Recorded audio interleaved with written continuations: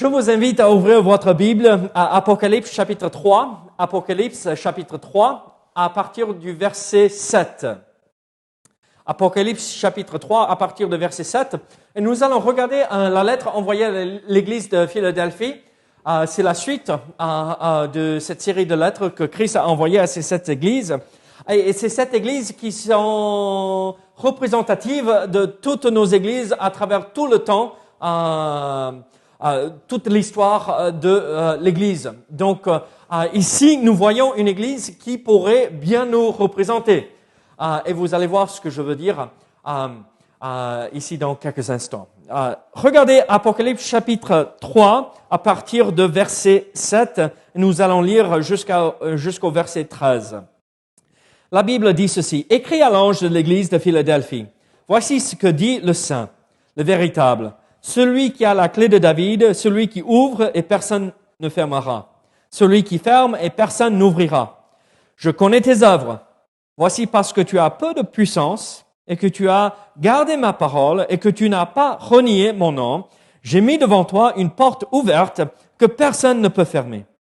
Voici, je te donne de ceux de la synagogue de Satan, qui se disent juifs et ne le sont pas, mais qui mentent. Voici, je les ferai venir se prosterner à tes pieds et connaître que je t'ai aimé. Parce que tu as gardé la parole de la persévérance en moi. Je te garderai aussi à l'heure de la tentation qui va venir sur le monde entier pour éprouver les habitants de la terre. Je viens bientôt. Retiens ce que tu as, afin que personne ne prenne ta couronne. Celui qui vaincra, je ferai de lui une colonne dans le temple de mon Dieu. Et il n'en sortira plus. J'écrirai sur lui le nom de mon Dieu et le nom de la ville de mon Dieu, de la nouvelle Jérusalem qui descend du ciel d'auprès de mon Dieu et mon nom nouveau. Que celui qui a des oreilles entende ce que l'Esprit dit aux églises. » Alors nous voyons ici une lettre, en fait, nous voyons une lettre magnifique. La semaine dernière, en fait, c'était un peu triste, n'est-ce pas? L'église de Sardes, les morts vivants dans une église, ils se disaient être vivants, mais en fait, ils étaient morts, spirituellement parlant. Mais là, nous retrouvons une église qui est exemplaire. La semaine dernière, je vous ai dit ceci, il n'y a aucune église parfaite. Il n'y a pas d'église parfaite qui existe. Mais si quelqu'un m'obligeait à choisir une église parfaite, c'est laquelle que je vais choisir? Ah mince, j'espérais que quelqu'un allait dire l'église de Saint-Gaudens. Samedi, j'ai dit qu'aucune église est parfaite et immédiatement la main de Sainte-Anne s'est levée pour dire non, on est une église parfaite. Et ce matin, j'ai dit il n'y a pas d'église parfaite qui existe et Godwin a dit mais notre église quand même. Donc j'étais ça me fait du bien de voir ça. Mais non, on n'est pas parfait non plus, hein. Mais si j'étais obligé de choisir Philadelphie. L'église de Philadelphie, c'est quand même une église exemplaire. C'est une église, en fait, c'est une des 2 églises qui n'est pas reprochée et reprise par le Seigneur concernant des défauts et le péché chez eux. Sur 7 églises, que 2 ne sont pas repris par le Seigneur. Déjà, c'est pas mal. L'église de Smyrne, on a l'impression que quand on lit la lettre envoyée à l'église de Smyrne, c'est un peu que Dieu fait grâce à cette église pour il ne leur demande pas de faire grand-chose parce qu'ils sont tellement persécutés. Il sait qu'ils ne peuvent pas... mais là, il ne parle pas de persécution. Il ne parle pas de difficulté. Et il dit, peu de puissance, mais c'est tout. Et là, c'est peu de puissance, ça ne veut pas dire une mauvaise église. Ça veut dire probablement, tout simplement, petit en nombre, d'accord? Comme notre église à Saint-Gaudens. Si on compte tout le monde qui était là, qui venait régulièrement ou pas régulièrement, nous sommes une petite église, n'est-ce pas? Si je compte tout le monde, 50, 60 personnes qui fréquentent l'église occasionnellement ou régulièrement. On n'est pas très grand, mais Dieu peut se servir de nous si nous suivons, comme il a fait avec l'église de Philadelphie, si nous suivons l'exemple que cette église nous a donné. Alors, vous savez comment ça se passe avec les enfants. Un enfant va reproduire ou copier l'exemple que ses parents lui donnent, en règle générale. C'est comme ça, jusqu'à ce qu'ils arrivent à l'âge d'adolescence, commencent à développer bien leur personnalité et ils choisissent leur chemin. Mais jusque-là, quand ils sont petits, ils reproduisent ce qu'ils voient chez leurs parents. Donc, si nous voyons un enfant sage, posé, calme, tranquille, on regarde les parents et ils disent « Ah oui, et ils suivent l'exemple de leurs parents. » Si on voit un enfant qui est toujours, qui rebondit des murs, qui est rempli de vie, pour pas dire qui n'est pas sage, mais qui a plein de vie, on regarde les parents, et oui, les parents sont remplis de vie, ils bougent, et, ils sont à 100 à l'heure tout le temps, et c'est comme ça. Mais vous et moi, on est appelés, n'est-ce pas, les enfants de Dieu. Et nous allons suivre des exemples. Mais soyons sûrs d'avoir bien choisi l'exemple que nous allons suivre.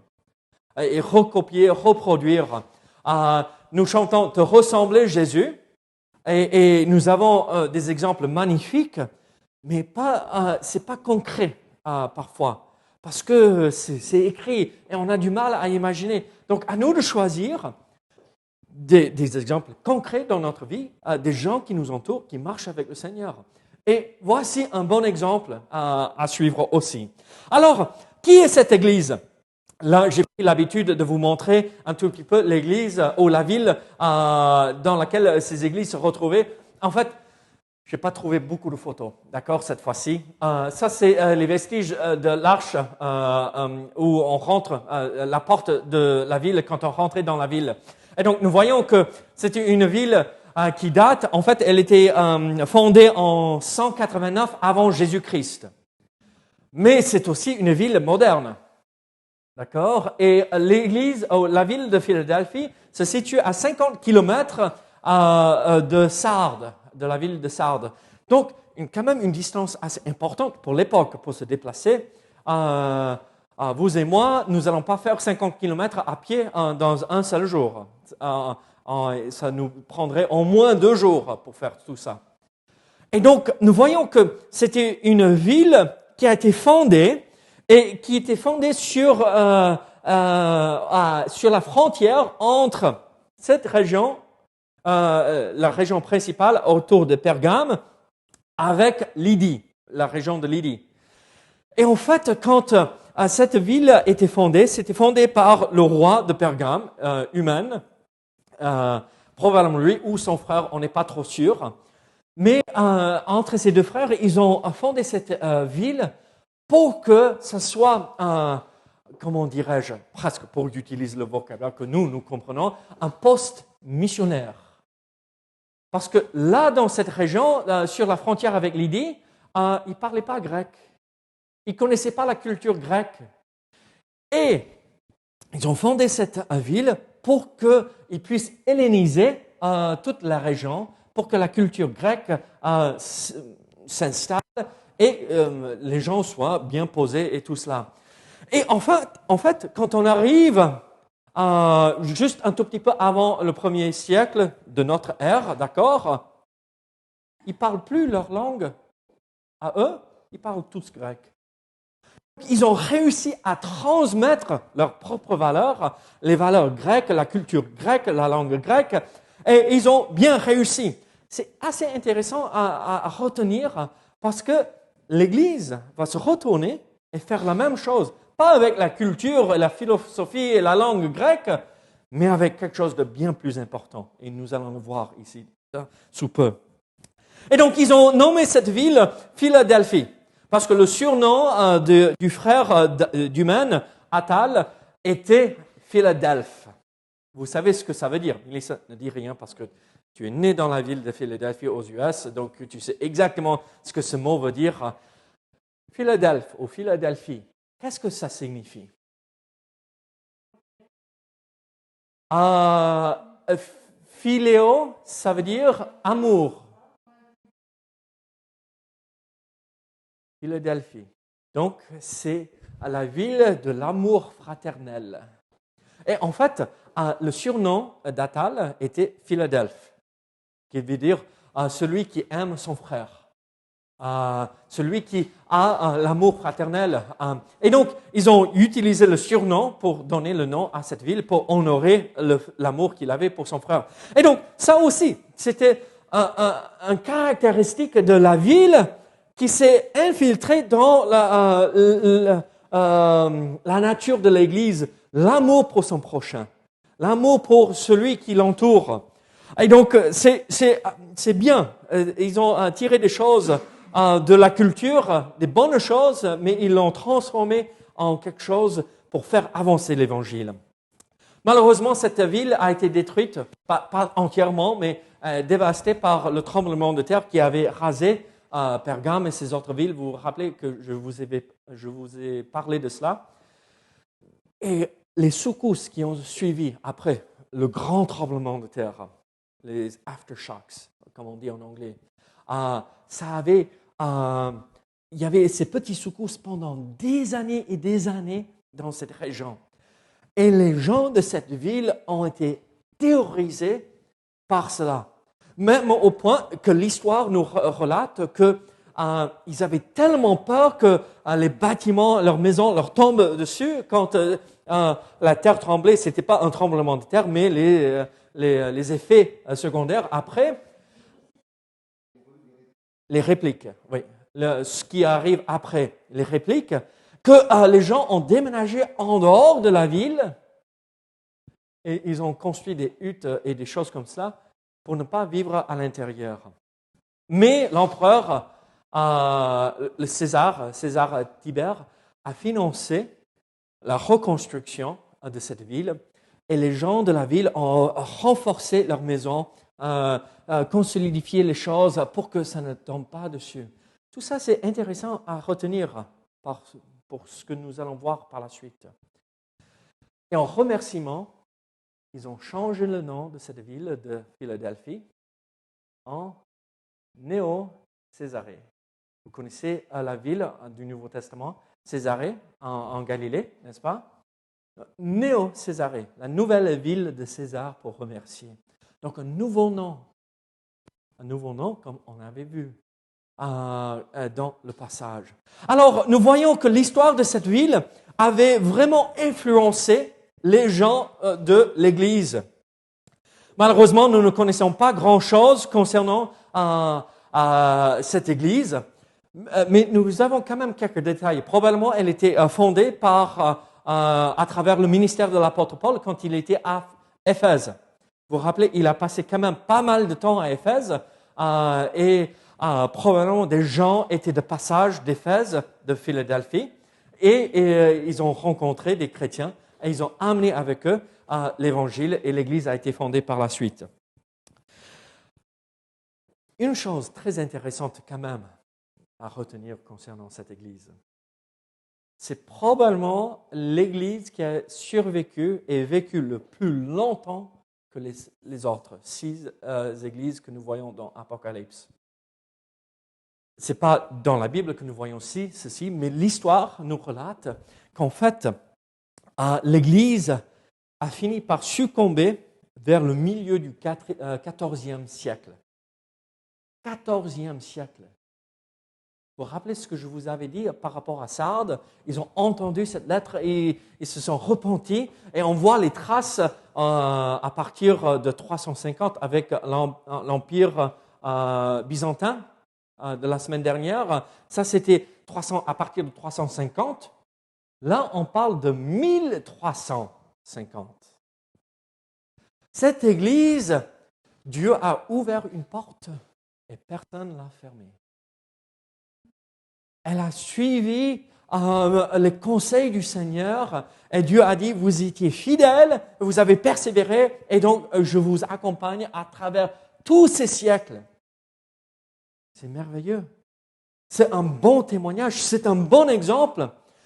C'est l'Église qui a perduré le plus longtemps que toutes les autres dans l'histoire. Même, vous savez, quand l'islam a démarré, c'est quand? Vous vous rappelez? 600, on va dire, ça s'établit bien vers 600, 650 après Jésus-Christ. On a la date précise parce que toutes les dates étaient écrites. Même quand, mais aujourd'hui, cette ville se retrouve en Turquie, où l'islam est établi.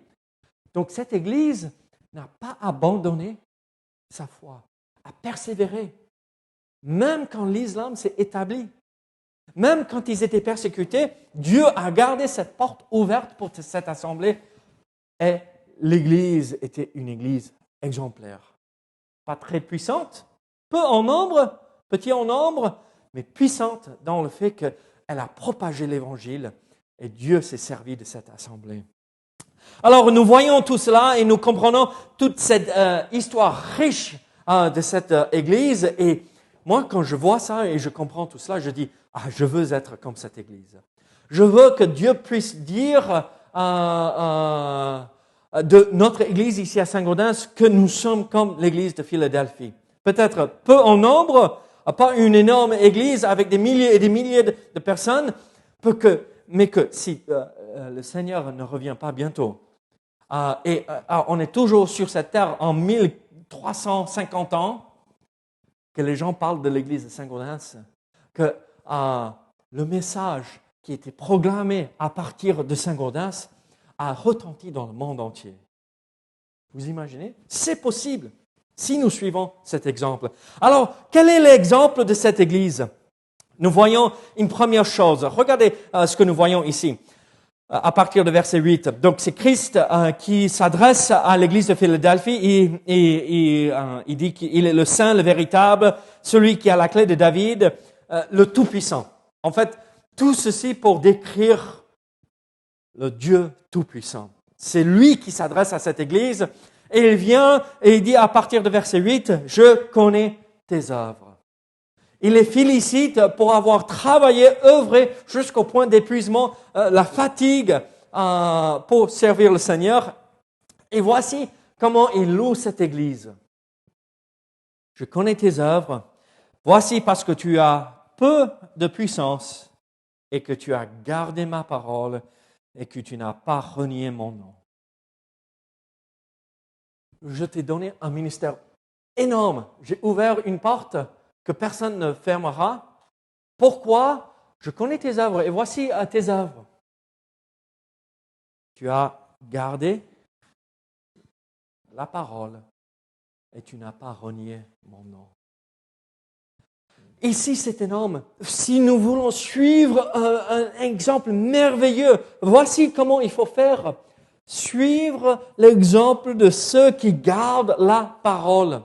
Aujourd'hui, de plus en plus de gens regardent la Bible comme juste un livre de mythes, n'est-ce pas? Un livre, mais c'est vieux jeu, c'est dépassé, ça n'a rien à voir avec la vie d'aujourd'hui. Mais en fait, c'était la même chose qu'eux, ils vivaient à l'époque. Et en fait, ce qu'ils faisaient, ils prenaient la parole, ils la gardaient. Qu'est-ce que ça veut dire quand on garde quelque chose? Déjà, on la protège. Si je vais garder mes enfants, je les surveille, je les protège, je ne leur permets pas de faire des bêtises ou de tomber dans l'escalier ou quelque chose. Donc, je protège. Mais aussi, garder, ça a l'idée de lire, étudier et obéir la parole. Obéir à la parole, ça veut dire obéir les choses qui me conviennent, et les choses qui ne me conviennent pas aussi, avec ma nature humaine. Les choses que je trouve, mais non, c'est ce que la Bible dit, donc je respecte, j'obéis, j'accepte, je garde. Mais le Seigneur ne s'arrête pas là. Il dit, tu as gardé ma parole et que tu n'as pas renié mon nom.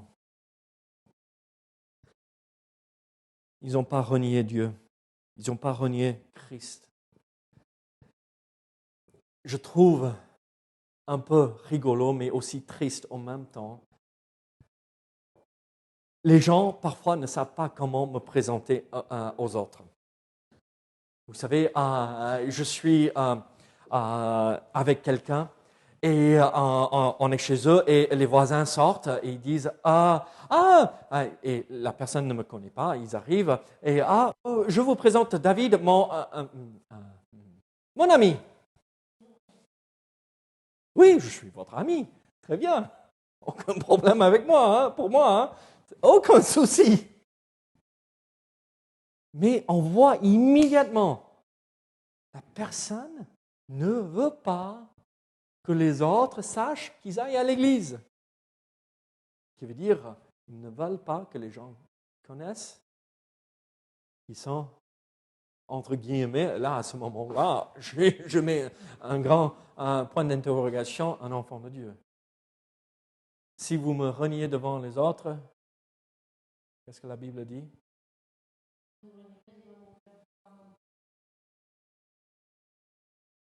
Ils n'ont pas renié le nom de Jésus-Christ. Ils ont été persécutés, oui. Ils étaient persécutés, mais ils n'ont pas renié leur foi. Ils ont persévéré jusqu'à la fin. Et regardez, aujourd'hui pour nous, comment ça s'applique? Comment vivre, mettre en pratique cet exemple? J'obéis à la parole de Dieu et ce n'est pas comme je prends le drapeau et je l'agite et je fais beaucoup de bruit. Je suis chrétien, mais qui êtes-vous? Moi je suis chrétien, mais vous êtes rien. Vous êtes des pécheurs, vous allez aller en enfer. Est-ce que ça va attirer qui que ce soit quand on fait comme ça? Non. Mais quand l'occasion se présente, quand nous voyons la possibilité de partager la foi, nous disons, oui, je crois dans la Bible. Oui, c'est la parole de Dieu. Oui, Dieu est le créateur de tout. Oui, il est venu, il s'est incarné et il est mort à la croix pour nous. Alors, à nous de suivre cet exemple où nous ne renions pas le nom de Jésus, afin que les gens voient ce qui se passe chez nous. Et on se dit, mais mince, alors moi, je veux ça. Ça, on voit que ça les aide, ça les encourage, ça leur permet de traverser ces épreuves, la persécution, et ils tiennent le coup. Ils persévèrent. Et regardez, il y a cette troisième chose qui est louable ici chez ceux de l'église de Philadelphie. Donc, ils étaient fidèles, ils ont gardé à la parole, ils n'ont pas renié le nom de Jésus, le nom de Christ. Mais regardez, à partir de verset 9, « Voici, je te donne de ceux de la synagogue de Satan qui se disent juifs et ne le sont pas, mais qui mentent. Voici, je les ferai venir se prosterner à tes pieds et connaître que je t'ai aimé. Pourquoi? Parce que tu as gardé la parole de la persévérance en moi. » Quand on lit cette phrase, ce verset, on se pose la question, mais de quoi il veut dire? Est-ce que c'est à la fin du monde, tous ceux qui n'ont pas reconnu Christ, ils verront que Dieu nous a aimés? Non. Moi, je ne crois pas. En fait, quand on lit le texte dans la langue originale, dans le grec, je te donne, comme c'est traduit ici, c'est le présent. Ça veut dire, il leur donnait au moment où cette église existait, je te donne de ceux de la synagogue de Satan. Qui sont ceux de la synagogue de Satan? C'est des juifs, c'est des vrais juifs de génétique, d'accord, de ce peuple juif. Mais Dieu les appelle de la synagogue de Satan. Pourquoi? Si on n'est pas de Dieu, on est de ce monde. On est de prince de ce monde qui est Satan. D'accord? Alors, qu'est-ce qui se passait ici? Dans la ville de Philadelphie, il y avait quand même une communauté juive assez importante et les chrétiens arrivent et débarquent dans cette ville. Oh, encore ces gens qui ont bouleversé le monde entier arrivent même chez nous, comme on voit dans le livre des Actes des Apôtres, n'est-ce pas? Et là, ils disent, non, mais non, nous sommes le peuple élu de Dieu. Nous avons la parole de Dieu. Vous êtes qui? Non, c'est pas le Messie, ce Christ qu'on a crucifié, ce Jésus qu'on a crucifié. Il vient de Bethléem, cette ville perdue, mais non, c'est pas lui. Et ces Juifs de cette synagogue, là, à Philadelphie, s'opposer aux chrétiens. Mais voici ce qui est important à retenir. Qu'est-ce que Dieu a dit? Vous étiez fidèles, vous avez gardé ma parole, vous n'avez pas renié mon nom. Je te donne de ceux de la synagogue. Pour moi, quand je lis ceci, voici ce qui saute à mes yeux. La Bible nous demande, si je garde la parole, j'obéis. La Bible nous demande de partager l'Évangile, n'est-ce pas?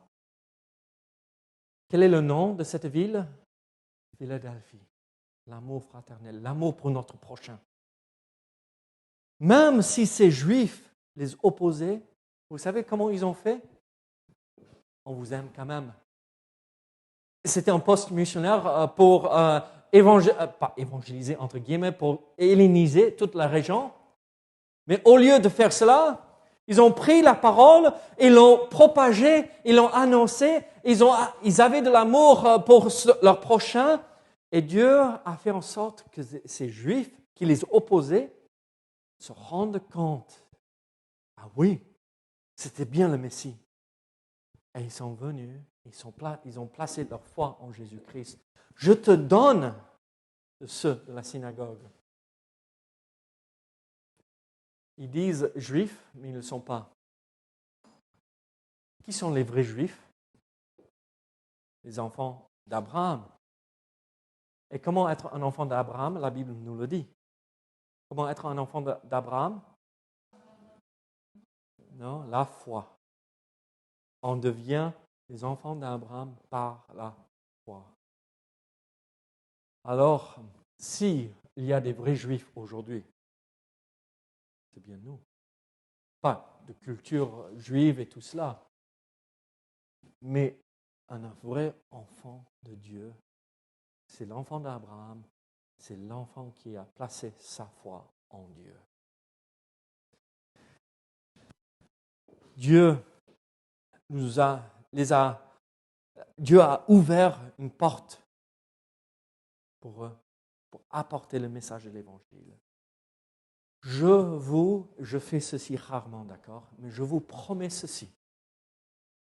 Si vous voulez voir des âmes se convertir à travers votre exemple, votre témoignage, voici comment faire. Gardez sa parole et ne pas renier son nom. C'est tellement simple et c'est compliqué. Et Dieu ouvrira devant nous une porte grande pour que nous puissions propager le message de l'Évangile. Et il y aura toujours du fruit. Nous semons, et c'est Dieu qui fait croître.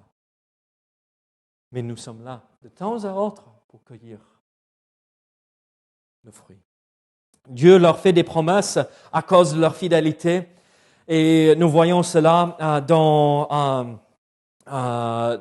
les versets 12 et 13. Donc, d'abord, il les exhorte. Je viens bientôt. Christ pourrait revenir aujourd'hui même. Dieu vient, je viens bientôt. Il les exhorte, retiens ce que tu as, afin que personne ne prenne ta couronne. N'oublions pas ce que nous faisons de bon pour le Seigneur et continuons à persévérer dans cela. Parfois, on a l'impression qu'il faut tout réinventer. Et parfois, il faut remanier les choses, mais la ligne conductrice pour nous, ça n'a pas changé en 2000 ans. C'est la prédication de l'Évangile. On peut changer un tout petit peu les choses, adapter les choses pour que nous puissions être plus efficaces dans la présentation de ce message, mais c'est la ligne conductrice pour nous. C'est prêcher la parole de Dieu, l'Évangile, pas autre chose. Tout ce que nous faisons ici dans cette église devrait être pour accomplir cet objectif, la prédication de la parole. Et là, Dieu peut bénir. Et alors, donc, il les exhorte dans ce domaine, et après, il donne cette promesse. Regardez, verset 10, la protection de la tribulation. Là, c'est la souffrance qu'ils allaient traverser ici, à l'époque. Mais aussi, on peut la prendre parce que, regardez, ça s'applique, l'Esprit parle à toutes les églises. Donc, c'est pour nous aussi. Nous comprenons, on peut retenir ceci. que Dieu va nous préserver de la tribulation. L'Église n'est pas appelée à traverser cette période de 7 ans de tribulation. Dieu nous a promis de nous enlever avant cette période. Et si on le voit autrement, ce n'est pas une espérance. C'est se préparer pour la souffrance. Et ça, je ne veux pas ça. L'espérance me garantit d'être enlevé de tout cela. Et il donne aussi cette promesse. Celui qui vaincra, je ferai de lui une colonne dans le temple de mon Dieu et il n'en sortira plus. Vous vous rappelez ce que j'avais dit? Les répliques après le tremblement de terre. Merci Dominique, ça m'est échappé ce mot. Ils sortaient, ils couraient pour sortir de la ville de peur que tout tombe sur eux. Ils vivaient en dehors de la ville dans des huttes parce qu'ils avaient peur. Mais après, ils ont pu renforcer les choses, recreuser les fondations, remettre des colonnes dans leur maison pour être en sécurité. Et Dieu dit, je ferai de vous des colonnes dans mon temple. C'est venir et toucher droit au cœur ce qu'eux, ils ont vécu. On sait ce que c'est d'avoir besoin de sortir, de fuir. Mais Dieu dit, non, avec moi, vous êtes en sécurité. Je vous établirai dans mon temple, dans mon royaume, et vous ne serez jamais obligés de sortir. Une promesse de l'assurance du salut encore. Vous serez toujours avec moi. Et ce nouveau nom, tout cela, le nom de la ville de Dieu, le nom de Dieu et mon nouveau nom. 3 nouveaux noms là. Incroyable. Il parle de l'intimité. Là, ils ont changé le nom de la ville pour remercier César Tibère pour avoir financé la reconstruction de cette ville. Et là, Dieu vient, il nous donne un nom nouveau, écrit, pas à nous, mais son nom, le nom de la ville de Jérusalem et le nom nouveau de Jésus, pour dire, je suis là à vos côtés, je vous aime, je veux avoir une relation.